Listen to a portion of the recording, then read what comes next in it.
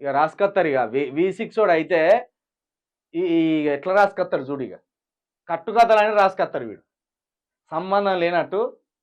చెరువు భూముల్లో కట్టద్దు కొనద్దు, అక్రమ నిర్మాణాలను నిర్దాక్షిణ్యంగా కూల్చేస్తాం, హైడ్రా కమిషనర్ రంగనాథ్ హెచ్చరిక.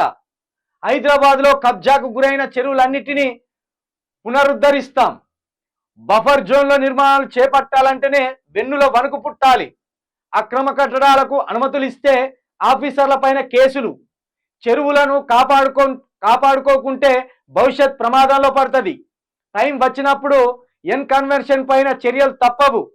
ఫైర్ సేఫ్టీ పర్మిషన్ తీసుకొని బిల్డింగ్స్ ను సీజ్ చేస్తాం. త్వరలో హైడ్రా పోలీస్ స్టేషన్ ఏర్పాటు చేస్తామని వెల్లడి. చెరువుల్లో 60-80% కబ్జాలే. ఇక్కడ రంగనాథ్ గారికే క్లారిటీ లేదు. రంగనాథ్ గారు నిజంగానే నీతి కలిగిన లీడరే కావచ్చు, నీతి కలిగిన ఆఫీసరే కావచ్చు, కానీ ఇక్కడ హైదరాబాదులో కబ్జాలు అవుతున్నాయి చెరువులు అన్నారు. ఈ కబ్జాలు చేసేది ఎవరు? సామాన్యులు కబ్జాలు చేస్తారా? ప్రభుత్వాలే కబ్జాలు చేస్తాయి, ప్రభుత్వంలో ఉన్న పెద్దలే కబ్జాలు చేస్తారు.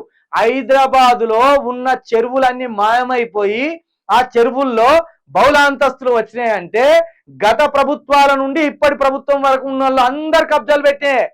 ఇక్కడ దుర్గం చెరువు ఉన్నది, ఇప్పుడు దాని మీదనే తీగల వంతెన వేసిండ్రు. దుర్గం చెరువు చుట్టూ 15 సంవత్సరాల క్రితము ఒక్క ఇల్లు లేదు. ఇప్పుడు దుర్గం చెరువు ఏమో కుంచుకపోయింది, దాని చుట్టూ బహుళ అంతస్తులు వచ్చి చేరినాయి. అది ఎవరిది? రాజకీయ నాయకులే కబ్జాలు పెడతారు. కాబట్టి రంగనాథ్ గారు ఏమంటారు, ఇక్కడ ఒక కన్వెన్షన్ ఉన్నది, ఇది నాగార్జునకు సంబంధించింది. కన్వెన్షన్ అనేది కబ్జా చేసి కట్టిందని గత 20 సంవత్సరాలుగా ఇదే పంచాయతీ నడుస్తుంది. ఇప్పుడు నాగార్జున గారి మీద పడరు వీళ్ళు, అంత దమ్ము లేదు వీళ్ళకు. గత ప్రభుత్వానికి అంత దమ్ము లేదు, ఈ ప్రభుత్వానికి ఎందుకు దమ్ము లేదు? ఎందుకంటే ఈ రెండు ఆధిపత్య కులాలకు సంబంధించిన లీడర్లే కదా. నాగార్జునతోటి వీళ్ళకి అవసరం పడుతుంది, వీళ్ళతోటి నాగార్జునకు అవసరం పడుతుంది. కాబట్టి సమయం వచ్చినప్పుడు, ఇంకెప్పుడు వస్తుంది సమయం?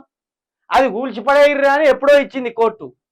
కానీ ఇక్కడ రంగనాథ్ గారు ఏమంటారు, టైం వచ్చినప్పుడు కన్వర్షన్ పైన చర్యలు తప్పవు. ఎప్పుడు వస్తుంది ఆ టైము? ఈ ప్రభుత్వం కూడా దిగిపోయినాకనా? నీతి కలిగిన లీడర్ ఎవడైనా వస్తే హైదరాబాద్ సుందరంగా అవుతుంది. అక్కడ అయ్యప్ప సొసైటీలా కేసీఆర్ గారు ముఖ్యమంత్రి అయినప్పుడు అన్నిటికీ స్టాంప్స్ చేసిండ్రు. దగ్గర 5,000 కట్టడాలకు, అక్కడ కట్టడాలంటే ఇండ్లు, 5,000 బిల్డింగ్లకు స్టాంప్ వేసిండ్రు.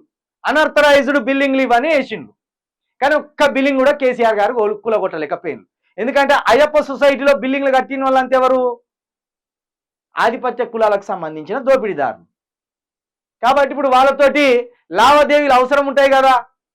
అనర్థరైజ్డ్ బిల్డింగ్ అని గుద్దీళ్ళు వాడు ఉరికెత్తారు. సార్ 3-4 కోట్లు పెట్టి బిల్డింగ్ కట్టిన సార్, 50 లక్షలు తీసుకొని సపరేట్ కుండవనంగానే ఆగిపోయింది.